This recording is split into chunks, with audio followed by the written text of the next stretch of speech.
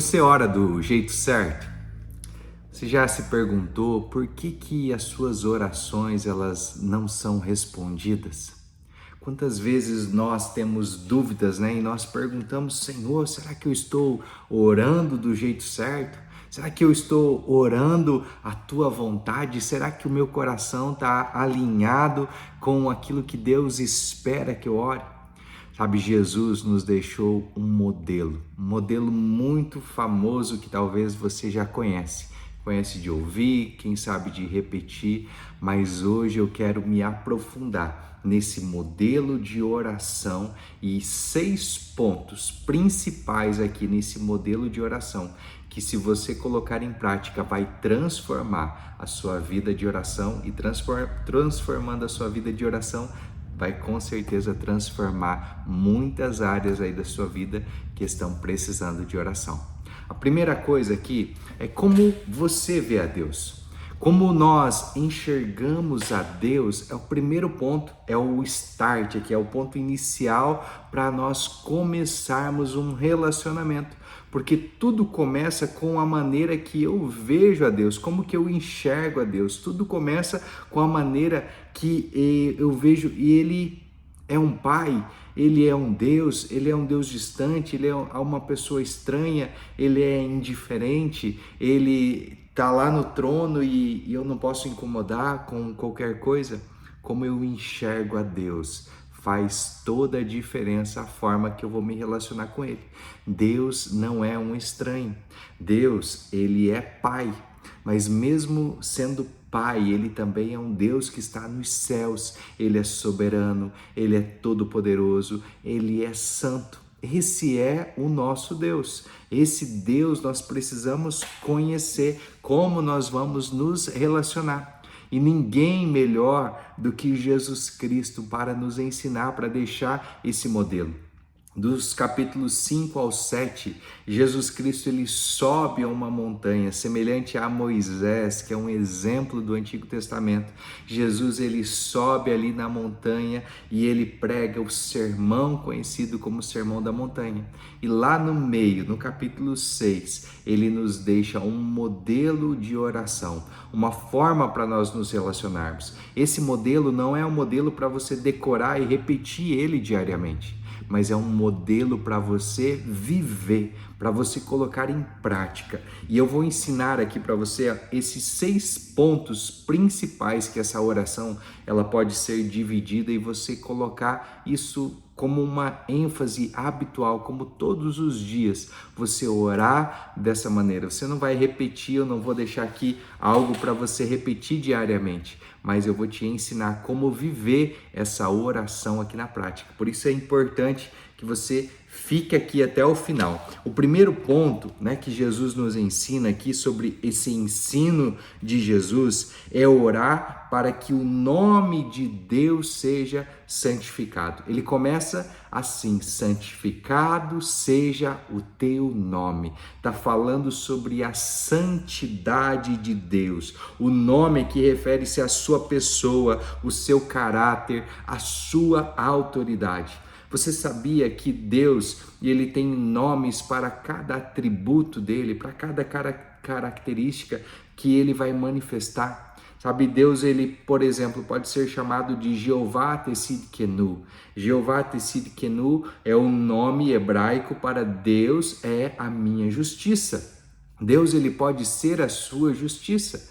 O nome que talvez seja mais conhecido é Jeová Jireh, o Deus que provê, mas ali está dizendo Deus é a minha provisão. Quando eu oro, santificado seja o teu nome, Jeová Tsidkenu. Quando eu oro, santificado seja o teu nome, Jeová Jireh, eu estou dizendo, Deus, eu reconheço a sua santidade, eu reconheço esse atributo que o Senhor tem, que o Senhor é a minha justiça. Eu reconheço isso sobre a minha vida. Em qualquer área você pode usar o nome de Deus para declarar, para reconhecer isso, que Ele é santo, que o seu nome é santificado, e quando nós respondemos dessa maneira, nós estamos honrando a Ele, nós deixamos Deus assumir o lugar mais elevado da nossa vida. É isso que nós precisamos compreender, que Ele vai operar em nós através da nossa fé.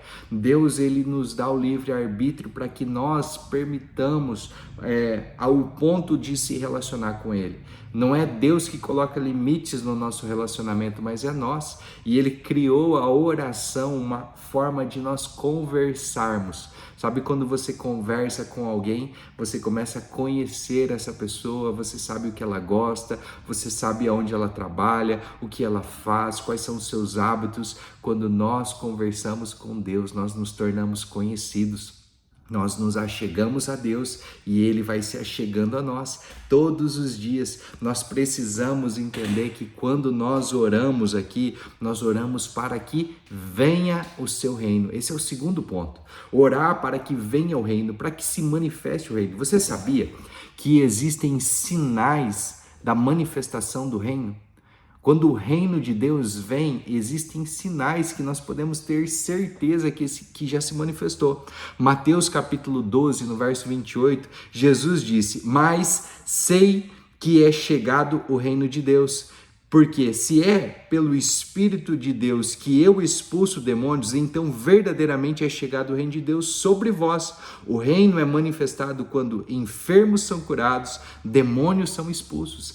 Há sinais quando há cura, quando os demônios são expulsos, quando os enfermos são curados, quando os cegos veem, os surdos ouvem, os paralíticos andam. Eis que é chegado o reino de Deus. Nós precisamos compreender isso, que é nós que oramos para que venha o reino de Deus, para que seja feita a sua vontade. Esse é o terceiro ponto. Orar para que a vontade de Deus seja feita. Não é a minha vontade, mas é reconhecer, é alinhar o meu coração ao coração de Deus, é escutar de Deus. Deus, o que nós vamos fazer hoje? Sabe, como se você trabalhasse numa grande empresa e cada dia você precisasse chegar ali no seu superior e perguntasse: "Ei, o que nós vamos fazer hoje?" Talvez o seu superior ali naquela empresa vai te dar várias tarefas para você fazer. Mas diferente do seu superior, Deus, Ele não vai deixar você trabalhar sozinho. Deus vai trabalhar com você. Deus quer que nós trabalhemos com Ele. Deus não quer que nós trabalhemos para Ele. Saulo, ele trabalhava para Deus incansavelmente. Ele ia lá e ele corria e ele perseguia, aqueles que se diziam do caminho, que pregavam Jesus. E tudo que Saulo estava fazendo, ele achava que estava fazendo para Deus.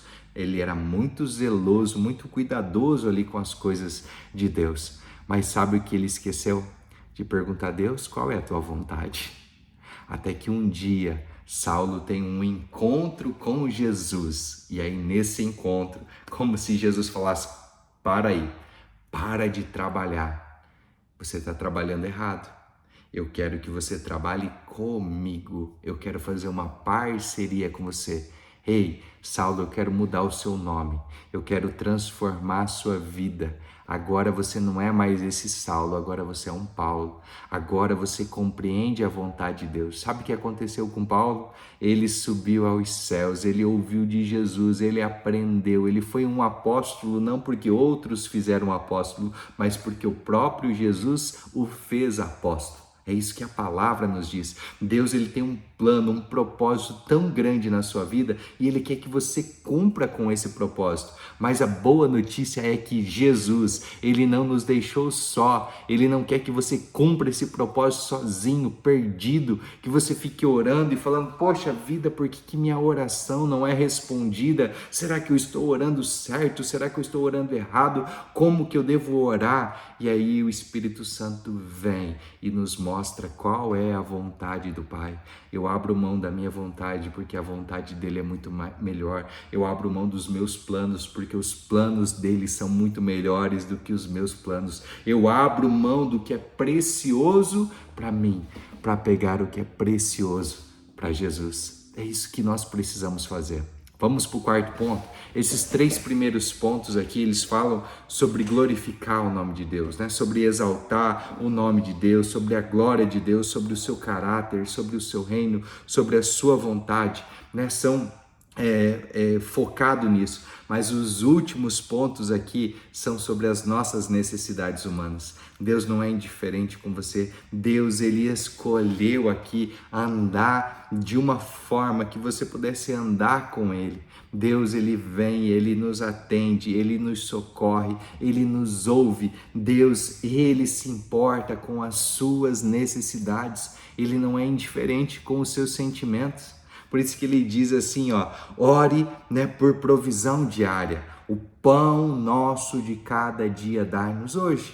É isso que o Senhor está nos ensinando, a orar por essa provisão, por essa proteção, por esse alimento diariamente. Sabe, Deus, ele vai nos dar a porção que nós precisamos para cada dia. Deus conhece a nossa necessidade, Deus conhece aquilo que nós precisamos, mas ele quer que nós nos relacionamos com ele. Nós queremos estar mais perto de Deus, nós queremos buscar a Deus, nós queremos glorificar o seu nome, manifestar o seu reino, buscar saber qual é a sua vontade. Aí então ele vem e provê a nossa necessidade básica. Então ele ora, ele fala para nós orarmos, né? Para quê? Diariamente, para que o nosso relacionamento com ele seja melhor. Imagina que você é casado, né? E o seu cônjuge todos os dias dorme ao seu lado. Você almoça ou janta ou toma café da manhã com o seu cônjuge. Talvez você até vai para o trabalho, para o colégio, no mesmo carro que o seu cônjuge. Mas você passa uma semana inteira sem falar nada. Você não abre a boca para falar com o seu cônjuge. Como será que vai ser esse relacionamento? Quanto tempo vai durar um relacionamento assim?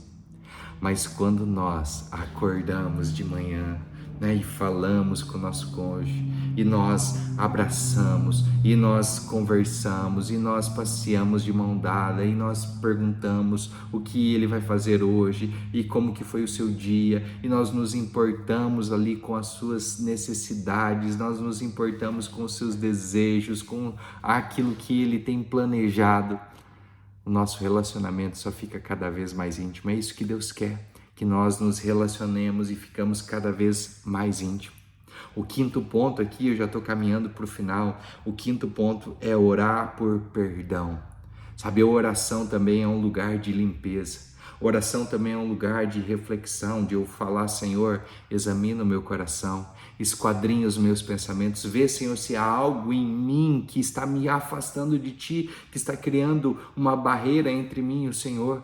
Sabe, se nós escondemos algo do nosso cônjuge, vai construindo uma barreira entre nós e ele, e nós queremos esconder, e se nós temos algo para esconder do nosso cônjuge, nós queremos ele distante. Assim é o pecado na vida do cristão, o pecado vai nos afastando de Deus. Os nossos pecados e as nossas iniquidades fazem separação entre nós e Deus. É o que Isaías fala no capítulo 59, verso 2. Nós precisamos compreender isso, nós precisamos meditar e falar, Senhor, eu quero fazer uma limpeza, eu quero confessar, Senhor, os meus pensamentos, as minhas ações, as minhas atitudes, mas mais do que isso, Senhor, eu quero ser transformado, eu quero ser renovado, eu quero experimentar, eu quero conhecer mais do Senhor, sabe? É esse momento aqui que nós precisamos reconhecer as nossas falhas, nós precisamos reconhecer que nós somos totalmente dependentes da graça dEle, que sem a graça dEle nós não conseguimos. E o último ponto aqui para finalizar, você não precisa viver caindo, existe graça e poder para você vencer. A palavra ali diz, não nos deixeis cair em tentação. Em algumas traduções vai nos dar o entendimento que é para eu não ser levado ao lugar aonde eu vou ser tentado. Sabe por que muitas vezes você é tentado?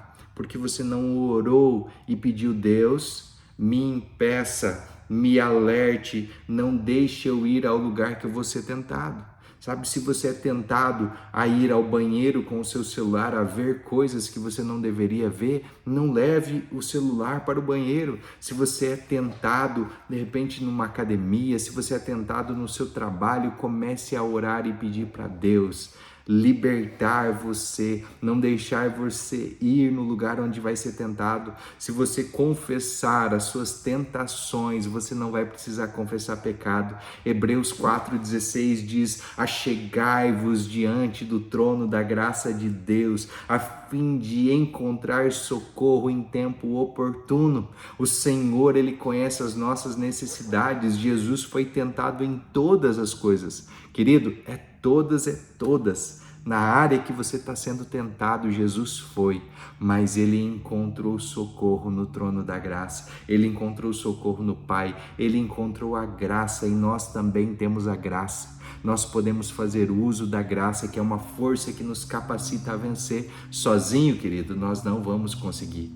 Aquele que está de pé, cuide para que não caia. É isso que Paulo está dizendo aos Coríntios. Mas nós podemos usar a graça para não cair em tentação, para sermos livrados desse pecado. As atitudes demoníacas estão cada vez mais fortes e têm se intensificado, cada vez mais estratégias demoníacas de distração, de ferramentas. Você olha para as coisas desse mundo, hoje estão cada vez mais fáceis de te distrair, tirar você do foco, do caminho, do alvo. Mas Jesus Cristo, Ele quer hoje transformar a sua vida. Você hoje pode começar a orar diferente. Hoje você pode orar com propósito. Hoje você pode orar com fé. Hoje você pode orar com certeza que Ele te ouve. Hoje você pode mudar a sua vida de oração, colocando esses princípios, esses 6 pontos na prática. Sabe, volte esse vídeo, pause em cada um, anote e comece a ter uma vida de oração. Comece a ter um tempo diário com Deus. Comece, mesmo que for pouco tempo, né? Imagina que você vai separar 1 minuto para cada tópico desse, mas comece e depois você vai aumentando, mas faça diariamente, todos os dias, e você vai ver como o seu relacionamento com Jesus vai melhorar. Se esse vídeo tem feito sentido para você, se esse canal tem abençoado a sua vida, talvez você tenha assistido aí, mas não é inscrito, se inscreve aqui nesse canal, deixa o seu like, porque o YouTube vai entender que é relevante e vai espalhar para mais pessoas. Coloque aqui um comentário, né, da onde você está ouvindo, qual cidade que esse devocional está chegando, qual é a hora que você está ouvindo esse devocional, se você ouve pela manhã, de meio-dia, à noite, né? Coloque aí, vamos nos conhecer, vamos interagir aqui para que mais pessoas ainda sejam abençoadas. Compartilhe esse vídeo, esse devocional. Deus abençoe sua vida, sua casa, sua família, em nome de Jesus.